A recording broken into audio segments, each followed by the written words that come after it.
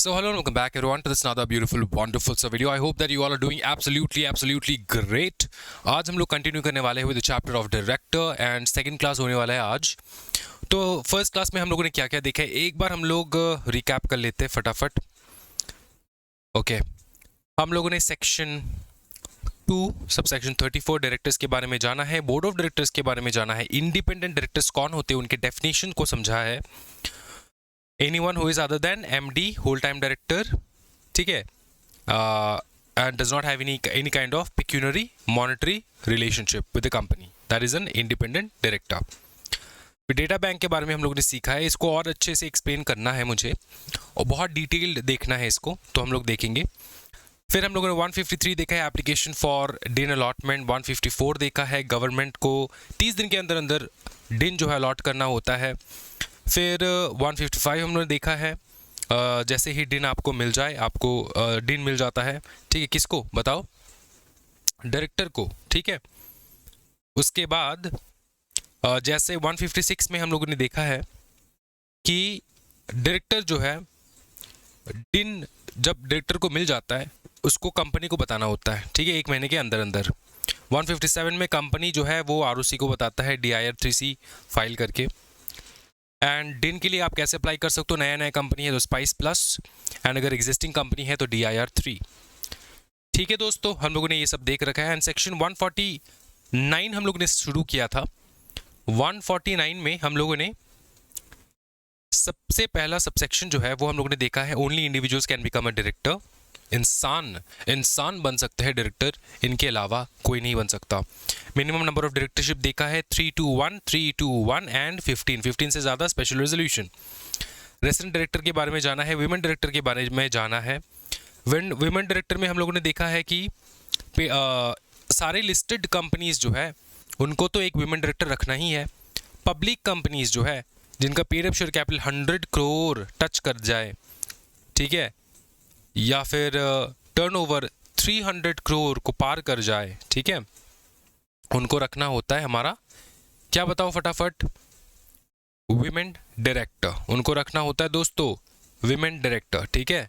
इतना तो आपको पता है, इतना तो हम लोगों ने देख रखा है ऑलरेडी, ठीक है. अब ये जो महिला डायरेक्टर है ना, इसमें और एक चीज़ मैं ऐड कर देता हूँ यहाँ पे, फटाफट लिख लो कि सारे लिस्टेड कंपनीज, पब्लिक कंपनी जिसका paid up share capital 10 crore touch हो चुका, 100 करोड़ टच हो चुका है या फिर उससे ज़्यादा निकल चुका है, टर्नओवर जो है वो 300 करोड़ या फिर उससे ज़्यादा निकल चुका है, तो हमारा वो विमेन डायरेक्टर जो है एप्लीकेबिलिटी हो जाता है वहाँ पे, ठीक है.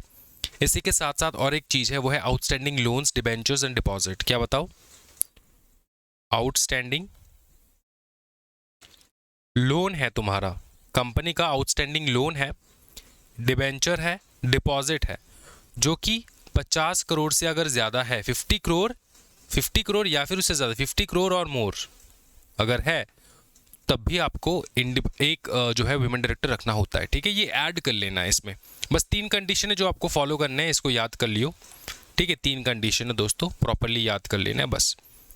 अब जो हम लोग देखने वाले हैं दोस्तों, यहाँ पे फिर हम लोगों ने डायरेक्टर्स को, मैंने तुमको और अच्छे से समझाया था, डायरेक्टर्स जो है एग्जीक्यूटिव होते हैं, नॉन एग्जीक्यूटिव होते हैं, एग्जीक्यूटिव कौन होते हैं, नॉन एग्जीक्यूटिव कौन होते हैं, ठीक है.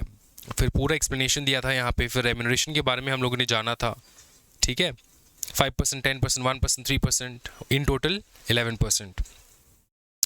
अच्छा दोस्तों, शेड्यूल 5 के बारे में भी हम लोगों ने पढ़ रखा है यहाँ पे. ये है एग्जीक्यूटिव के लिए, एंड ये है कैलकुलेशन ऑफ इफेक्टिव कैपिटल. ये नॉन एग्जीक्यूटिव का कैलकुलेशन मैंने कहीं पे दिखाया था, ये शेड्यूल 5 नॉन एग्जीक्यूटिव, ठीक है. अगर प्रॉफिट ना हो रहा हो तो हम लोग कैसे दें उनको पैसा, तो इतना तक तो दे सकते हैं हम लोग, ठीक है, क्योंकि उनको प्रॉफिट के ऊपर चाहिए होता है पैसा. लेकिन प्रॉफिट ही नहीं हुआ तो क्या हम लोग खाली हाथ भेज दें उनको, नहीं दोस्तों, इतना तो दे सकते हैं हम लोग. फिर एक क्वेश्चन दिया था, फिर इसको सॉल्व भी हम लोगों ने किए थे, एंड मैंने प्रैक्टिस क्वेश्चन भी मैंने अपलोड किया था. बच्चे सीरियसली नहीं ले रहे दोस्तों मैं एक चीज़ बताता हूँ आपको, जो बच्चे हैं जो ये वीडियो को देख रहे, अभी देख रहे, उनको 1% का शर्म नहीं आता, 1% का शर्म नहीं आता दोस्तों. वो लोग सोचते कि यार कौन करता है यार ये match the following, fill in the blanks, कौन करता है, मैं इनसे ऊपर हूँ, मेरे को नहीं चाहिए होता है इस सर का हेल्प, मेरे को सर का हेल्प नहीं चाहिए होता है, मैं तो सर का वीडियो देख के सर के ऊपर उपकार कर रहा हूँ, ठीक है, ऐसा फील आता है 90% ऑफ द स्टूडेंट्स को। यही 90% स्टूडेंट्स जो है वो लड्डू लेकर आते हैं, ठीक है, खुशी के नहीं दुख के। लड्डू प्लेट में नहीं होता दोस्तों, पेपर में होता है उनका, ठीक है। तो इसलिए मैं तुमको कहूँगा कि जो ऐसा नहीं सोचते, ज़रूर पेपर को सॉल्व करके ग्रुप में अपलोड करना होता है, ठीक है, ये करो, डे 1 से करो। तुम मेरे चाचा के लड़के नहीं हो या फिर मौसी की लड़की नहीं हो कि मैं तुमको इतना प्रेशर दे रहा हूँ, फ्री ऑफ कॉस्ट दे रहा हूँ, इसलिए क्योंकि तुम बहुत टाइम से अटके हुए हो और मेरे को तुमको निकालना है। सर आपको क्या मिलेगा? सेटिस्फैक्शन दोस्तों, ठीक है, जन सेवा, जन सेवा। चलो आज हम लोग देखेंगे क्या फटाफट, ये विमेन डायरेक्टर जो है हम लोगों ने कंप्लीट कर रखा है डायरेक्टर के बारे में। आज हम लोग सीधा का सीधा स्टार्ट करने वाले हैं इंडिपेंडेंट डायरेक्टर से, ठीक है। क्या बताओ? Section 149 for independent director, ID independent director. अब सबसे बड़ा क्वेश्चन ये है कि इंडिपेंडेंट डायरेक्टर कौन है। ये हम लोगों ने ऊपर एक्सप्लेनेशन मैंने कर दिया है, इंडिपेंडेंट डायरेक्टर कौन है। अब हम लोग देखेंगे कि इंडिपेंडेंट डायरेक्टर किस कंपनी में जरूरत है। विच कंपनीज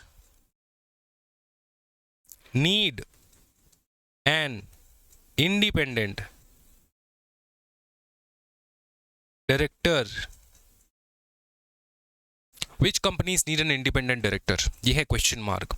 सिंपल सा चीज है, हमेशा हमेशा याद रखना, एक कंपनी तो ऐसा है जिसको हमेशा चाहिए होता है, वो है हमारा प्यारा सा लिस्टेड कंपनी। लिस्टेड कंपनी चाहे उसका paid up share capital, turnover, जो कुछ भी हो, उसको एक चाहिए होता है, ठीक है, लिस्टेड कंपनी। अब लिस्टेड कंपनी में ऐसा नहीं है कि सिर्फ एक ही इंडिपेंडेंट डायरेक्टर आके बैठेगा। Every listed public company shall have at least 1/3 of its total number, क्या बताओ, 1/3 of its total number of directors as independent director.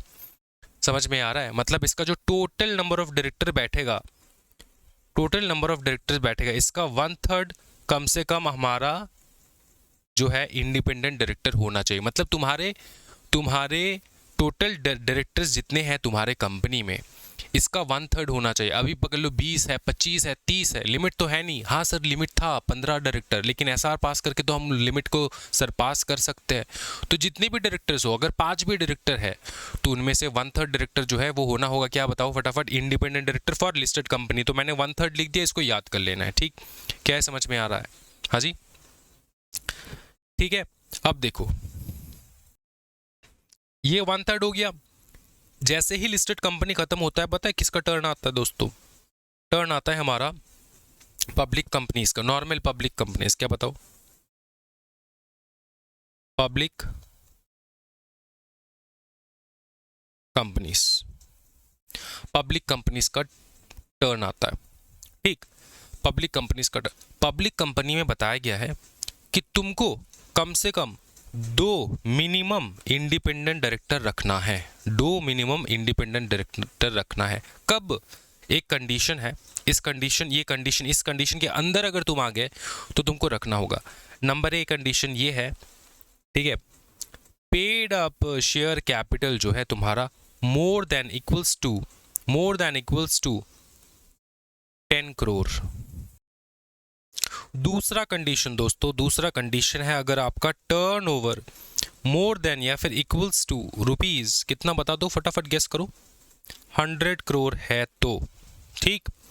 Lastly तीसरा कंडीशन ये है कि अगर आपका आउटस्टैंडिंग लोन, क्या बताओ, लोन, डिबेंचर, डिपॉजिट, अगर आपका more than equal to 50 crore है तो तुमको इंडिपेंडेंट डायरेक्टर रखना होगा। मिनिमम कितना बता दो फटाफट, मिनिमम 2, एंड यहाँ पे 1/3। Listed company 1/3, public company 2, minimum 2, ठीक है, एटलीस्ट 2 रखना होगा तुमको। क्या ये समझ में आ रहा है? तो क्या प्राइवेट कंपनी में इंडिपेंडेंट डायरेक्टर रखना होता है? नहीं, ठीक है,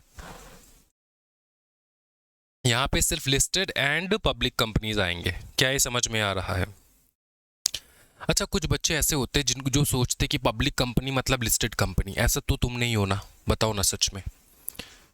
क्या तुम वो वाले बच्चे हो जिसको लगता है कि जितने भी पब्लिक कंपनी है वही लिस्टेड कंपनी है? ऐसा नहीं होता दोस्तों, ऐसा नहीं होता। ये तुम्हारा जो है इतने बार, इसीलिए तुम्हारा एग्जामिनेशन नहीं निकल रहा है। लिस्टेड कंपनी मतलब वो कंपनी जिसका नाम स्टॉक एक्सचेंज में लिस्टेड है। तुम पब्लिक कंपनी का मतलब ऐसा नहीं कि तुम्हारा नाम भी स्टॉक एक्सचेंज में लिस्टेड है। पब्लिक कंपनी का मतलब ये होता है कि ये प्राइवेट नहीं है और इसके जो शेयर्स है वो पब्लिक के पास है, पब्लिक के पास है। अब पब्लिक के पास शेयर पहुंचाने के बहुत सारे तरीके होते हैं। एक तो अपने आप को, सबसे इजी तरीका होता है अपने आप को लिस्ट करवा देना, स्टॉक एक्सचेंज में लिस्ट करवा देना। एक बार तुमने लिस्ट करवा दिया तो भारत में बैठे हुए कोई भी व्यक्ति जो है तुम्हारा शेयर खरीद सकता है। ये होता है लिस्टेड कंपनी। क्या ये समझ में रही? सबसे ईजी तरीका होता है पैसा जुगाड़ने का। क्या ये समझ में आ रहा है? क्या ये समझ में आ रहा है दोस्तों? हाँ जी बताओ। Got it? तो जब तक कि ना कोई भी पब्लिक कंपनी अपना लिस्टिंग करवा ले स्टॉक एक्सचेंज में, तब तक तुम लिस्टेड कंपनी नहीं हो, तब तक तुम नॉर्मल पब्लिक कंपनी हो। और नॉर्मल पब्लिक कंपनी हो के भी पब्लिक के पास तुम्हारा शेयर हो सकता है। तुमने बहुत सारे लोगों को जो है शेयर ऑफर कर दिया है, ठीक है, बहुत सारे इंडिविजुअल्स को तुमने ऑफर किया है तो उन्होंने भी शेयर खरीदा है, ठीक है। It is not a very compact and private company style. ये तुमने जो शेयर ऑफर किया है ये तुम अपने बीवी को ऑफर किया है, दादू को ऑफर किया है, दीदा को ऑफर किया, ऐसा नहीं है। ये तुमने लार्ज इंडिविजुअल्स को ऑफर किया है, ठीक है, जिनके पास पैसा है, ठीक है, समझ में आ रहा है? तो उन व्यक्ति को लेकर तुम अपना पब्लिक कंपनी जो है चला रहे हो। क्या ये समझ में आ रहा है दोस्तों? चलो ठीक है, इतना डिफरेंस काफ़ी है तुमको जानने के लिए। एग्जेम्पशन है इस चीज़ के ऊपर, बता देता हूँ मैं। देखो, कोई भी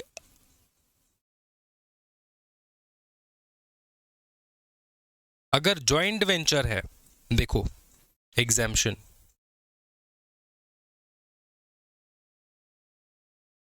एग्जेम्पशन है नंबर 1, अगर जॉइंट वेंचर है या फिर होली ओन्ड सब्सिडियरी है,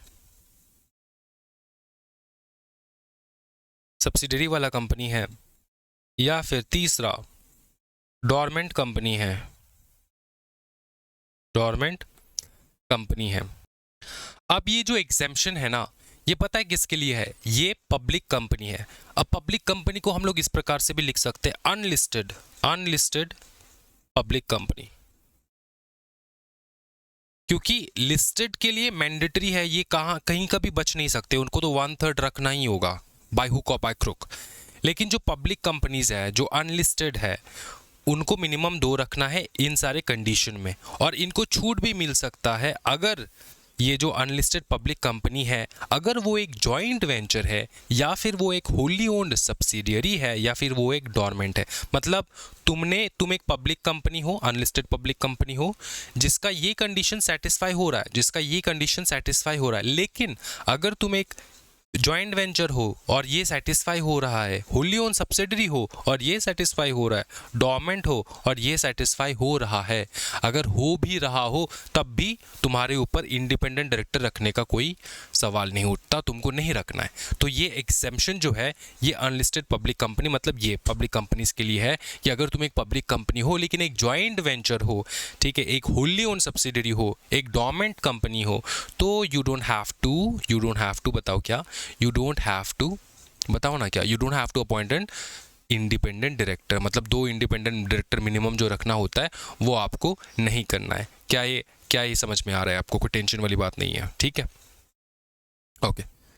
अच्छा, ये हो चुका है। अब देखो और एक चीज जो एग्जेम्प्ट है, एक कंपनी है जो पूरा का पूरा एग्जेम्प्ट है, वो है सेक्शन 8 कंपनी, ठीक है, वो है section 8 company. Section 8 company, section 8 company मतलब चैरिटेबल कंपनी। तो चैरिटेबल कंपनीज जो होते हैं वो भी इसके दायरे में नहीं आता, इंडिपेंडेंट डायरेक्टर रखने की आवश्यकता नहीं है। इसी के साथ साथ और एक है जिसको हम लोग कहते हैं IFSC पब्लिक कंपनीज, पब्लिक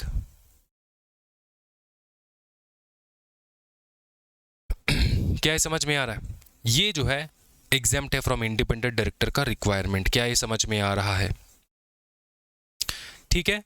अच्छा, अगर पकड़ लो, अच्छा तुमको ये चीज़ याद रखना, ये वाला याद रखना है, ये वाला याद रखना है, ये अलग अलग है तो ये वाले याद रखने हैं, ये एंड ये। इन कंपनीज को जो है आपको इंडिपेंडेंट डायरेक्टर रखना होता है। पकड़ लो आपने एक इंडिपेंडेंट डायरेक्टर रखा, आपने इंडिपेंडेंट डायरेक्टर अपॉइंट किया, लेकिन किसी कारणवश जो है वो वैकेंसी हो गया, वैकेंसी शायद वो मर गया होगा, ठीक है, कार एक्सीडेंट में मर गया, बुढ़ापे में मर गया, बूढ़े लोग तो वैसे भी इंडिपेंडेंट डायरेक्टर के उसमें नहीं आते, तो मर गया फॉर एग्जांपल, या फिर वो वैकेंसी वेकेट कर दिया ऑफिस, उसको वैकेंसी क्रिएट हो गया। क्या ये समझ में आ रहा है? तो तुम्हारा ड्यूटी है कि तुमको विद इन 3 मंथ्स जिस दिन ये वैकेंसी क्रिएट हुआ उसके 3 महीने के अंदर अंदर यू हैव टू रीअपॉइंट नहीं लिखेंगे, तुम सोचोगे कि यार जो मर गया उसको दोबारा से जिंदा करना, नहीं, have to appoint an independent director. क्या ये समझ में आ रहा है? ठीक है, वैकेंसी को फिल करना है, बस सिंपल इज दैट। ठीक है, अब ये जो 3 मंथ्स है इसमें और एक चीज बता दिए, बोले कि 3 महीने या फिर और नेक्स्ट बोर्ड मीटिंग।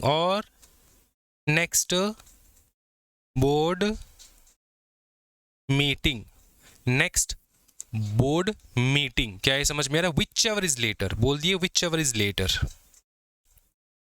इसका मतलब क्या होता है तुमको समझाता हूं। पकड़ ले इंडिपेंडेंट डायरेक्टर तेरे यहाँ पे था, कंपनी में था, लेकिन वो किसी कारणवश वो छोड़ के चला गया, तो तुम्हारे पास 3 महीने हैं या फिर तुम्हारा जो नेक्स्ट बोर्ड मीटिंग है, इनमें से जो भी डेट बाद में आ रहा हो उस डेट के अंदर अंदर तुमको विच एवर इज लेटर, ठीक है, तुमको अपॉइंट कर लेना होगा तुम्हारा इंडिपेंडेंट डायरेक्टर। क्या समझ में आ रहा है? अब देखो क्या हो जाता है ना कि बोर्ड मीटिंग जो है ना 3 महीने बाद, ऐसा बोर्ड मीटिंग शायद एक हफ्ते बाद हो, 2 हफ्ते बाद हो, ठीक है, समझ में आ रहा है, 4 हफ्ते बाद हो, 5 हफ्ते बाद हो, या फिर कल ही हो बोर्ड मीटिंग। आज इंडिपेंडेंट डायरेक्टर मर गया, मतलब निकल गया, कल बोर्ड मीटिंग है या फिर परसों बोर्ड मीटिंग है, तो इमीडिएटली तुम इंडिपेंडेंट डायरेक्टर कहाँ से लाओगे? इसलिए बोला गया विच एवर इज लेटर। मतलब अगर नेक्स्ट बोर्ड मीटिंग तुम्हारा परसों भी है तो कोई टेंशन वाली बात नहीं, क्योंकि 3 महीना वाला क्राइटेरिया है, तो विच एवर इज लेटर, जो भी बाद में आ रहा हो, समझ में आ रहा है? तो बाद में कौन आ रहा है? 3 महीना बाद में आ रहा है, पहले आ रहा है तुम्हारा board meeting,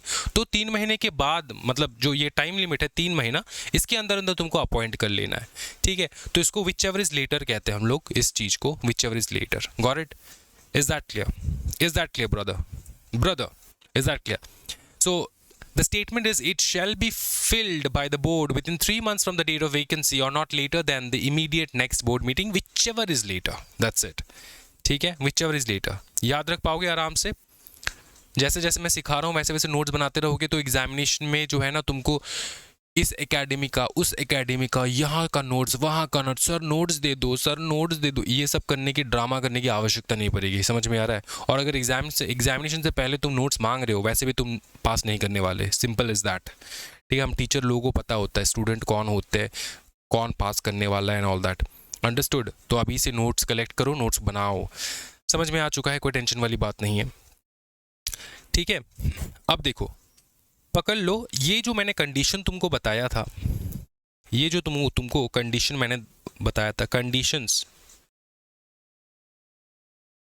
to appoint independent director, ये कंडीशंस मैंने तुमको इंडिपेंडेंट डायरेक्टर, मतलब कौन से कंपनीज को इंडिपेंडेंट डायरेक्टर रखनी है, मैंने तुमको बताया था। ये पहला है listed company, public company, specially public companies के लिए बात करते हैं, लिस्टेड कंपनीज तो एवे रखना ही है। तो ये जो पेड अप शेयर कैपिटल मैंने जो भी तुमको बताया, पेड अप शेयर कैपिटल, फिर मैंने तुमको बताया टर्नओवर, फिर मैंने तुमको बताया आउटस्टैंडिंग लोन, डिबेंचर, डिपॉजिट, ये सब कुछ मैंने बताया। ठीक है, ये 50 करोड़, ये 100 करोड़ एंड कहा गया, ये 50 करोड़, ये 100 करोड़ एंड ये 10 crore, more than equal to. ये जो कंडीशन है, शायद इनमें से तो किसी एक कंडीशन में तुम गिर गए तो तुमको रखना है इंडिपेंडेंट डायरेक्टर। कितना? 2, इंडिपेंडेंट डायरेक्टर तुमको रखना ही है। इनमें से कोई भी एक कंडीशन तुमने सेटिस्फाई कर लिया तो तुमको रखना होता है independent director. Is that clear? अब बात ये है कि पकड़ लो ईयर है ये 2012, ठीक है। इस साल तुम्हारा टर्नओवर 100 करोड़ को टच कर दिया या फिर उससे ऊपर चला गया, तो तुमको क्या अपॉइंट करना है? इंडिपेंडेंट डायरेक्टर अपॉइंट करना है। कितने? 2 मिनिमम करना है, ठीक है। ये जो 2012, ठीक है। अब 2013 को तुम्हारा टर्नओवर 100 करोड़ टच ही नहीं किया, 14 को टच ही नहीं किया 100 करोड़, 15 को भी टच ही नहीं किया। तो अगर 3 कंजिक्यूटिव, इस वर्ड को याद रखो, 3 कंजिक्यूटिव मतलब एक के बाद एक, 3 कंजिक्यूटिव ईयर्स अगर तुम्हारा ये कोई भी कंडीशन टच नहीं हो रहा है, ना तो ये टच हो रहा है, ना तो ये टच हो रहा है, ना तो ये टच हो रहा है, समझ में आ रहा है? ना तो ये टच हो रहा है, ना तो ये टच हो रहा है, ना तो ये टच हो रहा है, ना तो ये टच, ना तो paid up share capital touch हो रहा है, ना तो टर्नओवर टच हो रहा है, ना तो outstanding loan debenture deposit touch हो रहे हैं। तो 3 लगातार कंसेक्यूटिव ईयर अगर टच नहीं हो रहे हो तो चौथे साल में जाके 6th ईयर में जाके 2016 में जाके तुम इंडिपेंडेंट डायरेक्टर का रिक्वायरमेंट तुमसे हट जाएगा, तुम इसको निकाल सकते हो। इंडिपेंडेंट डायरेक्टर नॉट रिक्वायर्ड, समझ में आ रहा है? 2016 से फिर से अगर पकड़ लो 2017 में अगर तुम्हारा फिर से इंडिपेंडेंट मतलब ये टच कर दिया, 100 करोड़ टच कर दिया, तो फिर से तुमको इंडिपेंडेंट डायरेक्टर बिठाना होगा। इंडिपेंडेंट डायरेक्टर एक बार बैठ गया तो नेक्स्ट 3 साल वो बैठेगा ही बैठेगा। ये इस साल बैठ गया, ये इस साल बैठ गया, समझ में आ रहा है? इस साल बैठ गया, अब बाकी के 3 साल भी बैठेगा, ये 3 साल वो बैठेगा ही, ठीक है। अगर तुम्हारा इन 3 सालों में कंसेक्यूटिव ईयर में अगर तुम्हारा टच ना कर रहा हो, किसी भी कंडीशन को टच ना कर रहा हो, तो तुम इसको निकाल सकते हो उसके बाद वाले साल में, समझ में आ रहा है? बाई चांस पकड़ लो अगर ये इसमें टच किया, फॉर एग्जाम्पल ये 2014 को इसने टच किया, ठीक है, तो क्या करेंगे? अब 14 से हम लोग कैलकुलेट करेंगे। अब 14 से हम लोग यहाँ से 3 साल, 1 साल, 2 साल, 3 साल हम लोग कैलकुलेट करें, देखेंगे क्या ये 3 साल टच कर रहा है कि नहीं, सेटिस्फाई कर रहा है कि नहीं, समझ में आ रहा है? जिस साल टच करेगा वहां से नेक्स्ट 3 इयर्स हम लोग देखते रहेंगे। अगर कंसेक्यूटिव 3 ईयर में सेटिस्फाई हो रहा है, मतलब नेक्स्ट ईयर सेटिस्फाई हो गया, देख सुन, इस साल सेटिस्फाई हुआ, 2012 में सेटिस्फाई हुआ, 2013 में सेटिस्फाई नहीं हुआ, मतलब कोई भी कंडीशन टच नहीं किया, ठीक है, टच नहीं किया।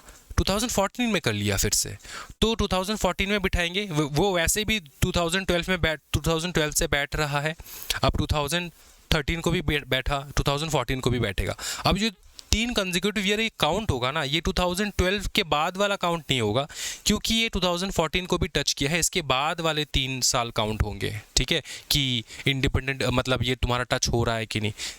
किसी भी 3 साल में वो कंसेक्यूटिव होना चाहिए, एक के बाद एक होना चाहिए, जैसे 2012, 13, 14, 15, 16, 17, 18, ठीक, कोई भी 3 साल हो सकता है। यहाँ पे तुम ऐसे सोच सकते हो, कोई भी 3 साल हम लोग देखेंगे, किसी भी 3 साल में लगातार अगर उसने सेटिस्फाई नहीं किया, कंडीशन को सेटिस्फाई नहीं किया, ठीक है, तो उसके बाद चौथे साल में इंडिपेंडेंट डायरेक्टर की ज़रूरत नहीं होती है।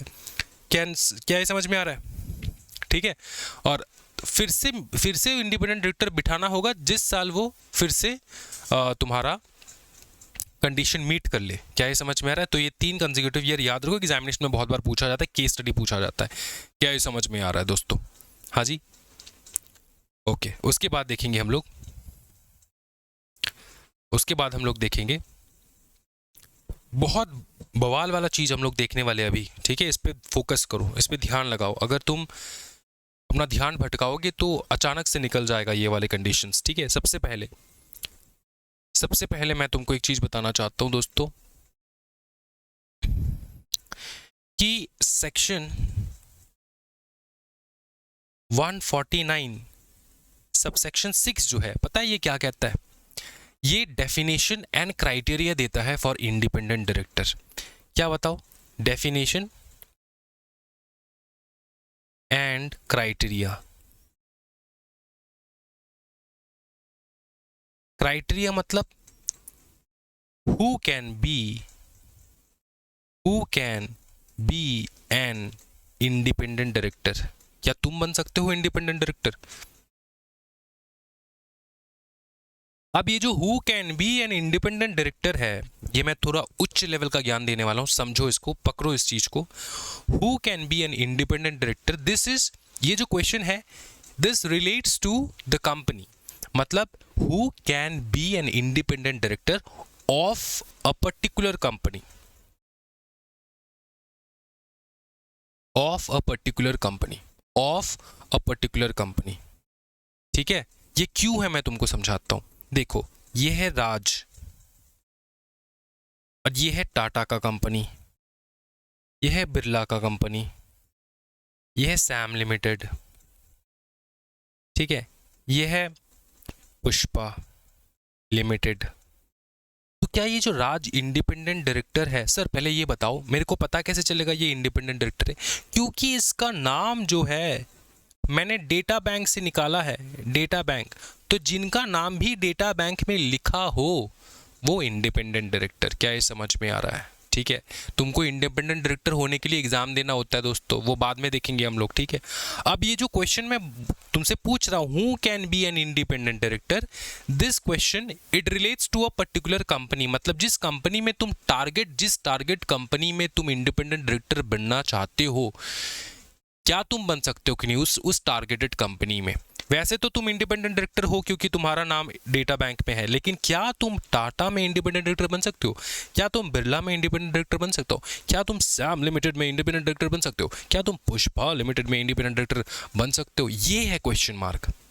यहां पर वो क्वेश्चन नहीं है कि who is an independent director, ये this is who can be an independent director of in relation to a particular company. इस कंपनी में क्या तुम इंडिपेंडेंट डायरेक्टर बन के बैठ सकते हो कि नहीं? क्वेश्चन मार्क, सीधा सीधा। क्या ये समझ में आ रहा है? ये समझ में आ रहा है, क्योंकि हम लोगों ने डेफिनेशन इंडिपेंडेंट डायरेक्टर का सेक्शन 2 में देख रखा है। तुमको याद आ रहा होगा, हम लोगों ने सेक्शन 2 में देख रखा है। ठीक है, who is not a whole time director, who is not a manager, who does not have any pecuniary relationship. वो तो छोटे मोटे थे, अब हम लोग डीपली एक्सप्लेन करेंगे ये इंडिपेंडेंट डायरेक्टर को। क्या समझ में आ रहा है? ठीक है, अब ये क्राइटेरिया हमको बताता है कि क्या तुम किसी भी, तुम्हारा टारगेट कोई भी कंपनी है, इस टारगेट कंपनी में तुम इंडिपेंडेंट डायरेक्टर बन के बैठ सकते हो कि नहीं, ये है क्वेश्चन मार्क। ठीक है, तुम कल उठ के बोल दोगे कि मेरा तो नाम डेटा बैंक में है, मैं टाटा में जाके इंडिपेंडेंट डायरेक्टर बनना चाहता हूँ। क्वेश्चन मार्क ये आता है, तुम और तुम्हारे पूरे फैमिली में जितने भी लोग हैं, सबका बायोडाटा निकाला जाता है, सबका देखा जाता है कि किसी का भी अगर किसी भी कंपनी में अच्छा खासा इन्वेस्टमेंट वगैरह हो तो तुम इंडिपेंडेंट डायरेक्टर बन ही नहीं सकते उस कंपनी में। क्या ये समझ में आ रहा है? अब इसी चक्कर को हम लोग देखेंगे फ्रॉम क्लॉज ए टू लेकर क्लॉज एच। ठीक है, 8 कंडीशन है। 8 क्या है बता दो फटाफट। 8 कंडीशन है, 8 कंडीशन है। ठीक, 8 कंडीशन है, 8 कंडीशन है।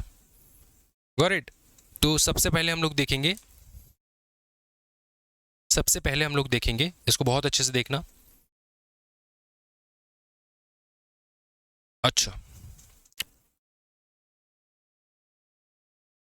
नंबर ए समझो, in the opinion of the board के ओपिनियन में, बोर्ड ऑफ मतलब जो भी टारगेट कंपनी है, बगले टाटा, ठीक है, इसके जो बोर्ड है, बोर्ड ऑफ डायरेक्टर्स, बोर्ड मतलब बोर्ड ऑफ डायरेक्टर्स, उनके ओपिनियन में you are a person of integrity, you are a person of integrity and possess relevant industrial expertise and experience। तुम्हारे पास, तुम एक पर्सन हो ऑफ इंटीग्रिटी, सच्चे इंसान हो, भले इंसान हो, इंटीग्रिटी, एक्सपर्टीज है तुम्हारा, एक्सपीरियंस है इस इंडस्ट्री में। जो भी टाटा का जो भी इंडस्ट्री, जिस भी कंपनी में तुम, टाटा का तो एक कंपनी है नहीं, अलग अलग इंडस्ट्रीज में वो लोग इन्वॉल्व है, तो उसमें तुम्हारा एक्सपर्टीज एंड एक्सपीरियंस है कि नहीं, ये है क्वेश्चन मार्क। ठीक है, ये बोर्ड के ओपिनियन में अगर हो, बोर्ड के ओपिनियन में अगर है, तो तुम बन सकते हो इंडिपेंडेंट डायरेक्टर। ये है कंडीशन, कौन सा सेटिस्फाई करने से तुम बन सकते हो उस कंपनी में independent director. B, he shall not be a promoter। तुम प्रोमोटर नहीं हो सकते कंपनी के। समझ में आ रहा है? प्रोमोटर ऑफ द कंपनी, और सिर्फ कंपनी ही नहीं, कंपनी, इसके होल्डिंग, इसके subsidiary, and also at the same time इसके एसोसिएट कंपनी में। ठीक है, तुम प्रोमोटर नहीं हो। ये राज जो है ये प्रोमोटर नहीं है। टाटा के कंपनी का कोई प्रोमोटर नहीं है ये, मतलब तुमने कंपनी को शुरू नहीं किया है। ऑब्वियसली तुम अगर प्रोमोटर हो, ठीक है, तो तुम तो कंपनी के, मतलब तुम्हारा इंटरेस्ट तो कंपनी में है, और इंडिपेंडेंट डायरेक्टर वो इंसान होता है जिसका इंटरेस्ट नहीं है कंपनी में। ठीक है, कोई भी किसी प्रकार का पिक्यूनरी रिलेशनशिप भी नहीं है तुम्हारा, अच्छा खासा पिक्यूनरी रिलेशनशिप, पिक्यूनरी मतलब पैसे का लेन देन। तो तुम ना तो इस कंपनी में प्रोमोटर हो, उस कंपनी में ना तो तुम प्रोमोटर हो। अगर इस कंपनी का कोई होल्डिंग कंपनी है, उसमें भी तुम प्रोमोटर नहीं हो। अगर इस कंपनी का कोई सब्सिडियरी है, उसमें भी तुम प्रोमोटर नहीं हो। अगर इस कंपनी का कोई एसोसिएट कंपनी है, उसमें भी तुम प्रोमोटर नहीं हो। समझ में आ रहा है? बताओ, बता दो फटाफट। हाँ जी, ठीक, समझे? ओके, ये होल्डिंग सब्सिडियरी तो तेरे को पता है ना कम से कम ये क्या है। एसोसिएट से शुरू करते हैं दोस्तों, ABC कर सिखा रहा हूं मैं तुमको। एसोसिएट कंपनी मतलब वो जिस कंपनी में तुमने 20% शेयर होल्ड कर रखा है, 20% से ज्यादा शेयर होल्ड कर रखा है तुमने, वो कंपनी तुम्हारा एसोसिएट कंपनी।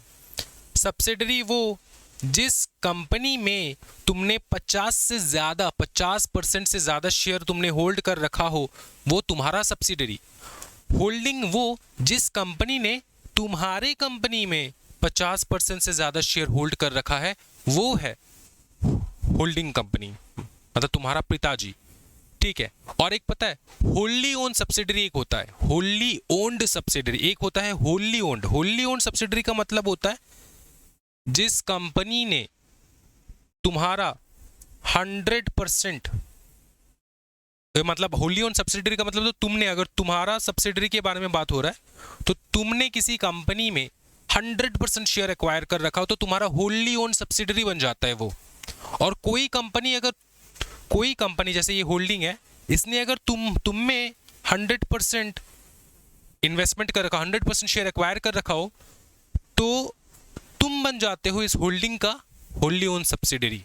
समझ में आ रहा है ना? चीजों को समझो दोस्तों, अपना बनाना होता है इसको। अपना कैसे बनाते हैं, होल्डिंग सब्सिडरी कैसे बनाते हैं, ये बेटा, ये दोस्तों, ये जो है ये चैप्टर मैनेजमेंट एंड एडमिनिस्ट्रेशन जो है उस चैप्टर का है। तो हम लोग यहाँ पे ज़्यादा टाइम वेस्ट नहीं करेंगे, वो चैप्टर करेंगे हम लोग डेफिनेटली, लेकिन तुमको ये याद रख के जाना है। ठीक है, तो मैं मान के चल रहा हूँ कि तुम लोगों ने एग्जामिनेशन दे रखा है, ऑब्वियसली बच्चे वाले नहीं हो, मतलब एकदम नए नए बच्चे नहीं हो। ठीक है, तुमको पता है ये सारा बेसिक चीज। Got it? उसके बाद हम लोग देखेंगे, ये हो चुका है। सी देखने वाले दोस्तों, सी देखो, he has no pecuniary relationship. बताओ क्या पिक्यूनरी रिलेशनशिप? पिक्यूनरी रिलेशनशिप का मतलब होता है मॉनेटरी। मॉनेटरी का मतलब होता है पैसा। पैसे का कोई लेन देन नहीं है। किसका? ही कौन? वो जो बंदा इंडिपेंडेंट डायरेक्टर बनना चाहता है। Relationship with whom? With the company, with the company. बताओ क्या? विद द कंपनी, उसके होल्डिंग। इसको मैं कॉपी कर लेता हूं, सेम ही चीज है।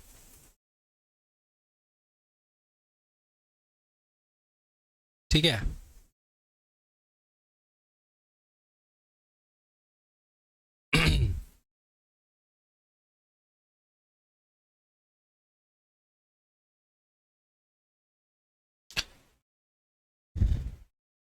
कंपनी के साथ तुम्हारा किसी भी प्रकार का मॉनेटरी पैसे का लेन देन नहीं है, या तो इस कंपनी के साथ, इस कंपनी का अगर कोई होल्डिंग है उसमें भी लेन देन नहीं है, इस कंपनी का सब्सिडरी है उसमें भी लेन देन नहीं है, सब्सिडरी का कोई एसोसिएट मतलब इस कंपनी का कोई एसोसिएट है उसमें भी तुम्हारा कोई भी किसी प्रकार का लेन देन नहीं है दोस्तों।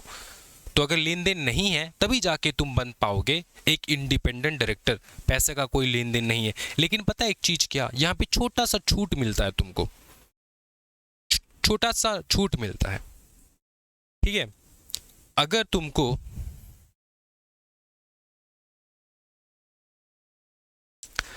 तुम्हारा टोटल इनकम जो है,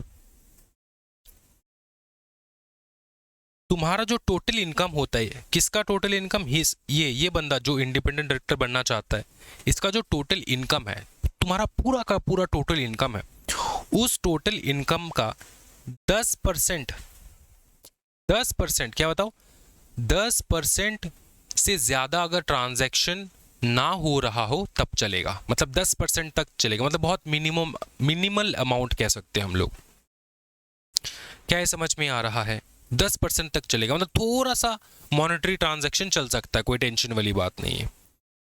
समझ में आ रहा है? समझ में आ रहा है? अब तुम कहोगे सर ये इंडिपेंडेंट डायरेक्टर बैठेगा, इसको तो अपने को पैसा भी देना होगा, एज अ डायरेक्टर वो बैठ रहा है, उसको हम लोग पैसा नहीं देंगे क्या? तो इसका रेम्यूनरेशन एंड ये 10% ऑफ टोटल इनकम जो है इसको हम लोग दे सकते हैं। इतना चलता है, इतना तुम कंपनी के साथ ट्रांजैक्शन रख सकते हो, कोई टेंशन वाली बात नहीं है, इतना तुम रख सकते हो, ठीक है। तो कितना छूट है बताओ फटाफट। पहला हम लोगों ने जाना है कि तुम रेम्यूनरेशन ले सकते हो, कंपनी से रेम्यूनरेशन ले सकते हो, तुम्हारा जितना भी रेम्यूनरेशन हो रहा है उतना तुम ले सकते हो, प्लस तुम्हारा जो टोटल इनकम है, टोटल इनकम का 10% तक मॉनेटरी ट्रांजैक्शन हो सकता है तुम्हारा कंपनी के साथ, होल्डिंग के साथ, सब्सिडरी के साथ, एसोसिएट के साथ, इतना चलता है। क्या ये समझ में आ रहा है? तो सर इसको इंग्लिश में लिखेंगे कैसे? फटाफट लिख लो, मैं बता रहा हूं दोस्तों, इंग्लिश बता रहा हूं दोस्तों। He has or had no pecuniary relationship, he has or had no pecuniary relationship other than remuneration as a director or transaction not exceeding total income 10% of its total income, ठीक है, ऐसे लिख दो, और transaction not exceeding 10% of its total income, ठीक है, with the company, its holding, its subsidiary, its associate, ठीक है, एसोसिएट कंपनी। क्या ये समझ में आ रहा है? क्या ये समझ में आ रहा है? हाँ जी। अब लिखो यहां पे, और अब खत्म नहीं हुआ ये वाला पॉइंट, और देयर प्रोमोटर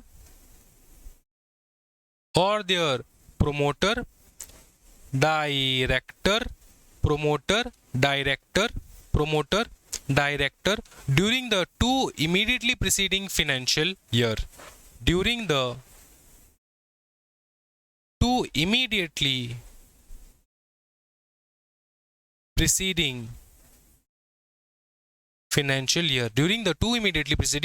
year, क्या ये समझ में आ रहा है? नहीं समझ में आ रहा है? बताता हूं मैं, कोई टेंशन वाली बात नहीं है। मतलब ये कि तुम कंपनी के साथ तो कोई ट्रांजैक्शन नहीं रख सकते, पेक्यूनरी वाला ट्रांजैक्शन, एंड इसी कंपनी का, इस कंपनी का या फिर इस कंपनी की जो होल्डिंग है, इनके जो सब्सिडरी है, इनके जो एसोसिएट है, इनमें जो डायरेक्टर एंड प्रोमोटर बैठ रहे हैं ना, उनके साथ भी तुम किसी प्रकार का मॉनेटरी पैसा, पेक्यूनरी रिलेशनशिप नहीं रख सकते। कितना रख सकते हो? मॉनेटरी रेम्यूनरेशन तुम ले सकते हो, टोटल इनकम का 10% तक कर सकते हो, तुम ले सकते हो, कोई टेंशन वाली बात नहीं है। लेकिन इससे ज्यादा तुम किसी प्रकार का पेक्यूनरी मतलब मॉनेटरी ट्रांजैक्शन, मॉनेटरी रिलेशनशिप तुम नहीं रख सकते कंपनी के साथ, कंपनी की होल्डिंग के साथ, कंपनी की सब्सिडरी के साथ, कंपनी के एसोसिएट के साथ, या फिर कंपनी में या फिर उसके होल्डिंग, सब्सिडरी, एसोसिएट में जो प्रोमोटर एंड डायरेक्टर बैठे हैं उनके साथ भी तुम किसी प्रकार का मॉनेटरी या फिर पेक्यूनरी ट्रांजैक्शन नहीं रख सकते। क्या ये समझ में आ रहा है? बता दो फटाफट। एक छोटा सा लाइन मैं तुमको यहाँ पे बताना चाहता हूँ, बहुत सारे स्टूडेंट्स भूल जाएंगे, लेकिन ये तुम्हारे लिए इंपॉर्टेंट है, एग्जामिनेशन के लिए ज़्यादा इंपॉर्टेंट नहीं है, क्योंकि तुम वैसे जैसे सीएस बन जाओगे ना, तब तुमको ये सारा चीज़ जो है याद रखना पड़ेगा। तो अभी से तुम अगर याद रख लोगे तो अच्छा है, लेकिन इतना डिफिकल्ट क्वेश्चन नहीं बनेगा। जो गवर्नमेंट कंपनी है ना, government company, sir government company कौन है? गवर्नमेंट कंपनी मतलब पब्लिक कंपनी बेटा, पब्लिक कंपनी अलग, गवर्नमेंट कंपनी अलग। गवर्नमेंट कंपनी मतलब वो सारे कंपनीज जिनमें गवर्नमेंट ने इन्वेस्टमेंट कर रखा है, 50% से ज़्यादा शेयर हेल्ड कर रखा है गवर्नमेंट ने, तो वो सारे गवर्नमेंट कंपनीज। तो गवर्नमेंट कंपनीज को ये सबसेक्शन क्लॉज सी जो है इसमें छूट है। मतलब गवर्नमेंट कंपनीज को क्लॉज सी फॉलो नहीं करना है, सिंपल एज दैट। ये नोटिफिकेशन आया था 2015 में, ठीक है, ये मैंने तुमको बता दिया। इतना डिफिकल्ट एग्जामिनेशन में क्वेश्चन नहीं पूछेगा, टेंशन ना लो, लेकिन ये याद रख सकते हो मजे के लिए। मजा आ रहा है ना? क्या है, समझ में आ रहा है? इतना समझ में आ रहा है तुमको?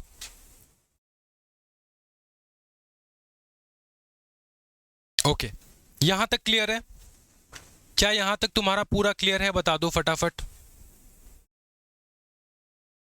यहां तक पूरा क्लियर है, कोई टेंशन वाली बात नहीं है? ठीक है, अब देखो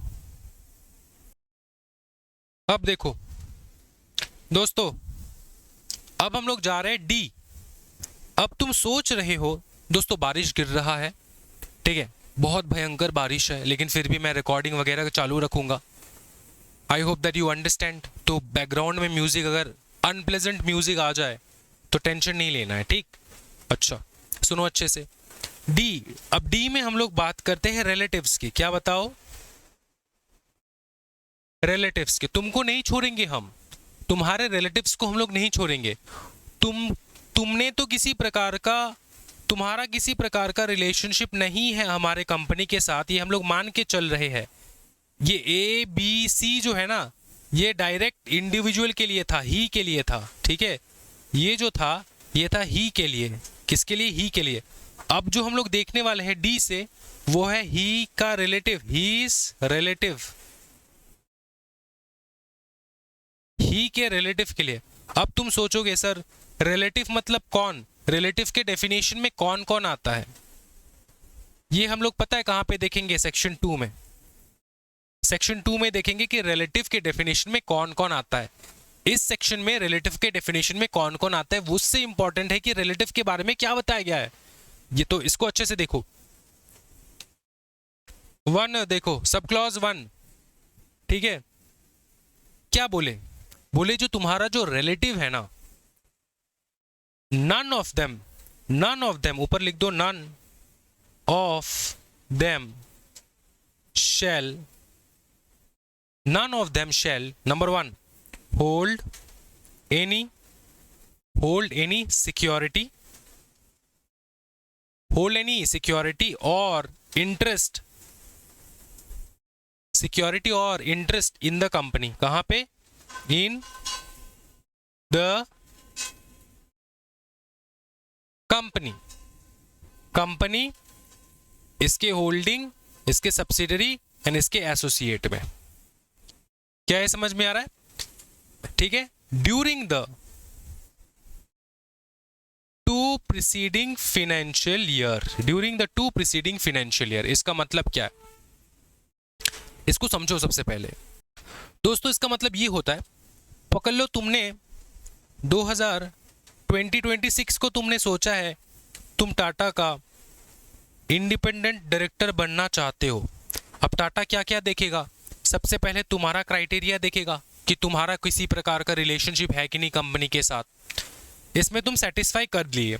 अब टाटा देखेगा तुम्हारा जो रिलेटिव है, क्या रिलेटिव का किसी प्रकार का सिक्योरिटी या फिर इंटरेस्ट है कि नहीं कंपनी में। समझाता हूं मैं, अच्छे से समझाऊंगा, टेंशन ना लो। सिक्योरिटी या फिर इंटरेस्ट जो है वो है कि नहीं कंपनी में, ये टाटा चेक करेगा। अब पता है चेक कैसे करेगा? वो पिछले 2 साल का रिकॉर्ड निकालेगा, मतलब 2025 एंड 2024 का रिकॉर्ड निकालेगा। अगर इन 2 सालों में तुम्हारे रिलेटिव्स ने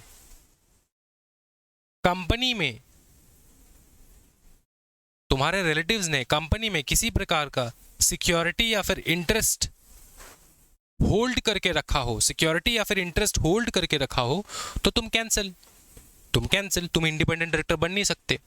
पिछले 2 साल का चेक करता है वो लोग, क्या बताओ, 2 साल का, बहुत स्ट्रिक्ट है दोस्तों।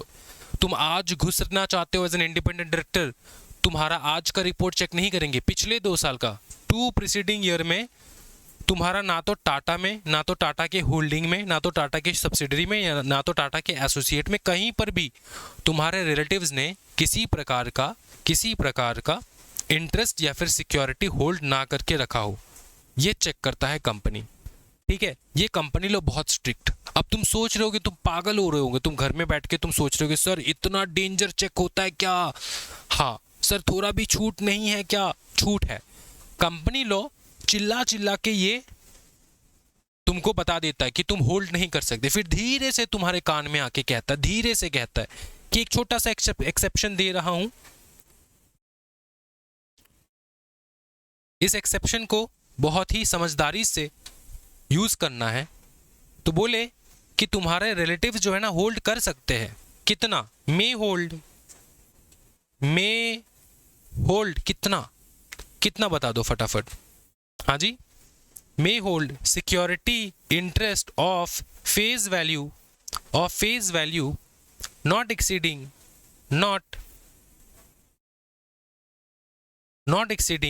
क्या बताओ, नॉट एक्सीडिंग रुपीज 50 लाख और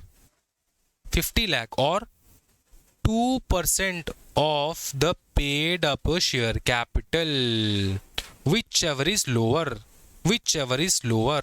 इसमें याद रखना, यहां पे लोअर बताया मैंने, हायर नहीं बताया। Which ever is lower. ठीक है, अगर कंपनी का paid up share capital 60 lakh है, 2% paid up share capital 60 lakh है, तो विच एवर इज लोअर कौन सा हुआ? 60 लाख या फिर 50 लाख? 50 लाख है ना, 50 लाख हुआ।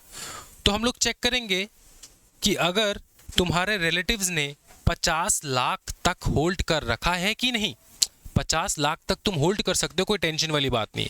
अब फिर से हम लोग चेक करेंगे, अगर कंपनी का 2% paid up share capital 20 lakh निकला, तो हम लोग कौन सा चेक करेंगे, 50 लाख या फिर 20 lakh? Which ever is lower बोला तो लोअर देखेंगे हम लोग।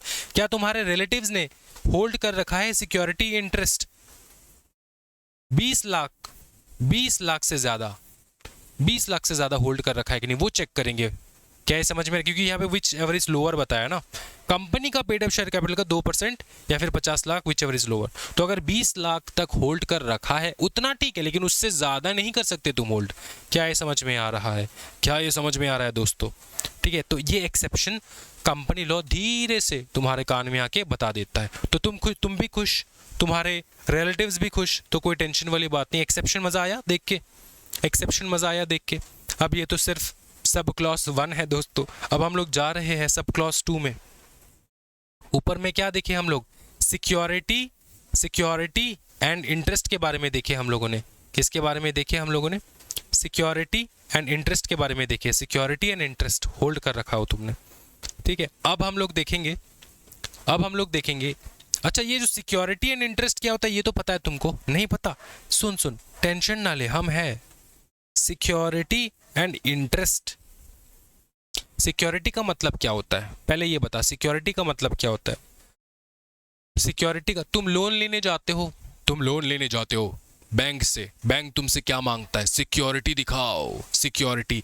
कंपनी ने गया लोन मांगने, कंपनी को सिक्योरिटी किसने दिया? तुम्हारे रिलेटिव ने। तुम बहुत बड़े इंसान हो भाई, मामूली इंसान नहीं हो। तुम्हारे रिलेटिव ने कंपनी को सिक्योर किया, सिक्योरिटी दिया, क्योंकि उसको लोन चाहिए था। ठीक है, दे सकते कितना? ये 50 लाख या फिर 2% of the paid up share capital, which ever is lower. ठीक है, समझ में आ चुके? इंटरेस्ट जो है, इंटरेस्ट सीधा का सीधा डिफाइन करता है तुमने कितना शेयर खरीद रखा है कंपनी में कितना तुमने शेयर खरीद रखा है कंपनी में। क्या ये समझ में आ रहा है? कितना ले सकते हैं हम लोग कंपनी का शेयर, कंपनी का या फिर उसके होल्डिंग का, सब्सिडरी का, एसोसिएट का, कितना ले सकते हैं हम लोग? 50 लाख या फिर 2%, विच एवर इज लोअर ले सकते हैं, कोई टेंशन वाली बात नहीं है। क्या ये समझ में आ रहा है? सिक्योरिटी इंटरेस्ट क्लियर हुआ। अब हम लोग देखेंगे दोस्तों इनडेटेड, बहुत मजेदार दोस्तों। Indebted the company,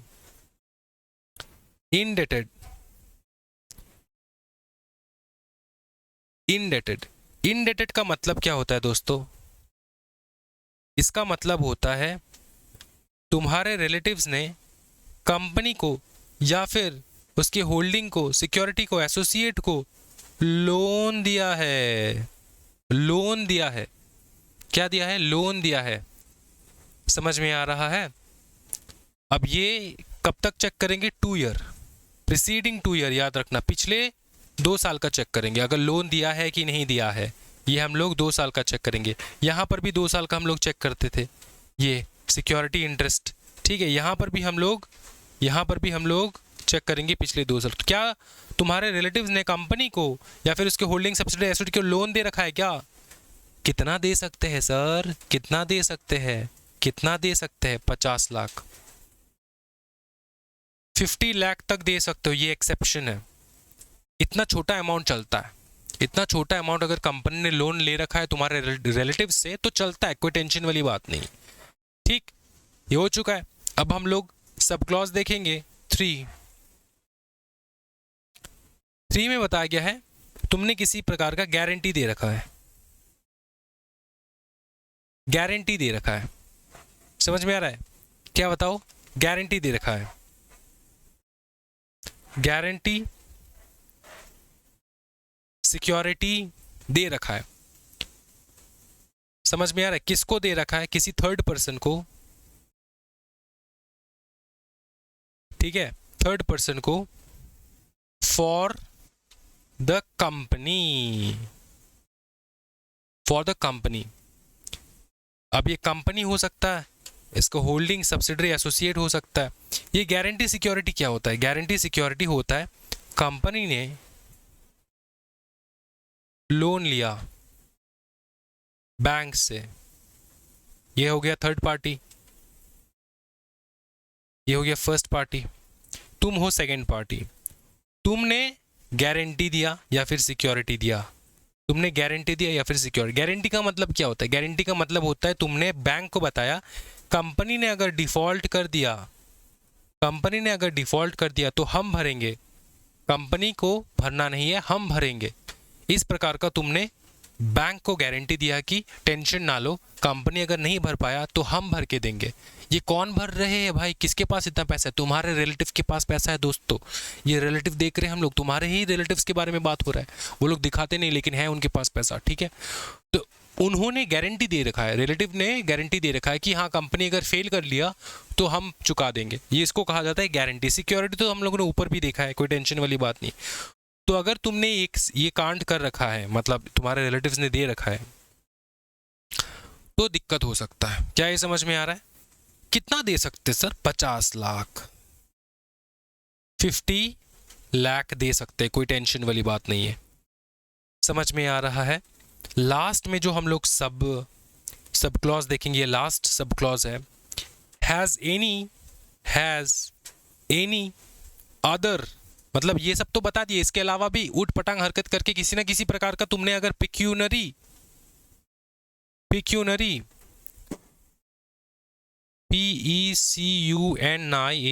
pecuniary transaction कर लिया कंपनी के साथ, ट्रांजैक्शन या फिर रिलेशनशिप तुमने मेंटेन कर लिया, समझ में आ रहा है, कंपनी के साथ, तो तुम कितना transaction relationship amounting to 2% of gross turnover or total income. Company का जो ग्रॉस टर्नओवर है या फिर कंपनी का जो टोटल इनकम है उसका 2%, ये याद रखो। यहाँ पे मैंने ये नहीं बताया कि 2% से ज्यादा, मतलब 2% मतलब 2%। अगर 2% 100 करोड़ है, 50 लाख है, 10 लाख है, तो वो अगर उतना तुमने दे दिया कंपनी को, क्या दे दिया, किसी प्रकार का दिया या फिर लिया, पिक्यूनरी ट्रांजैक्शन रखा तुमने कंपनी के साथ, तो तुम डिस्क्वालीफाई हो जाते हो to become an independent director. ये तुम्हारे बारे में बात नहीं हो रहा है, ये तुम्हारे रिलेटिव्स के बारे में बात हो रहा है। हम लोग रिलेटिव्स के बारे में पढ़ रहे हैं। तो रिलेटिव्स को क्या क्या चीज़ मना है बता दो फटाफट, एक बार हम लोग देखेंगे। सबसे पहले रिलेटिव को मना है कि तुम ना तो सिक्योरिटी होल्ड कर सकते हो, ना तो इंटरेस्ट होल्ड कर सकते हो कंपनी में, उसके होल्डिंग सब्सिडियरी एसोसिएट में, ना तो तुम कंपनी को लोन दे सकते हो, मतलब रिलेटिव्स को बताया गया तुम्हारे रिलेटिव्स ना तो कंपनी को लोन दे सकते हैं, कितना दे सकते हैं 50 लाख, कितना सिक्योरिटी इन इंटरेस्ट हम लोग ले सकते हैं, वो है 50 लाख या फिर 2% of paid up share capital whichever is lower. ठीक है, यहाँ पे सीधा फ्लैट 50 लाख, याद रखना, लोन का फ्लैट 50 लाख, गारंटी सिक्योरिटी का फ्लैट 50 लाख। ठीक, and has any other pecuniary transaction, इसमें 50 लाख नहीं है, 2% ऑफ द ग्रॉस टर्नओवर और 2% of the gross turnover or total income, इस चीज़ का तुमको याद रखना है। क्या ये समझ में आ रहा है? तो ये सब तुमको मान के, तुम्हारे रिलेटिव्स को मान के चलना होता है। समझ में आ रहा है? तो हमने क्या क्या देखा, हम लोगों ने डी तक देखा है। अब लास्ट जो क्लॉज है वो है ई। अब ई वाला क्लॉज जो है वो हम लोग नेक्स्ट क्लास करेंगे। क्यों करेंगे? क्योंकि यहाँ तक जो मैंने कराया है इसको तुमको याद करना है बहुत अच्छे से। हम लोग चैप्टर के एंड में, मतलब ये सेक्शन कंप्लीट हो गया तो चैप्टर ऑलमोस्ट एंड है, मतलब खत्म ही हो जाएगा। ठीक है, यही सेक्शन है जो तुमको निचोड़ देगा एग्जामिनेशन में। सिर्फ यही सेक्शन में तुमको फोकस करके पढ़ना है बहुत अच्छे से। तो जितना पढ़ा है उतना बहुत अच्छे से करना है। ई में हम लोग देखेंगे ही प्लस द रिलेटिव,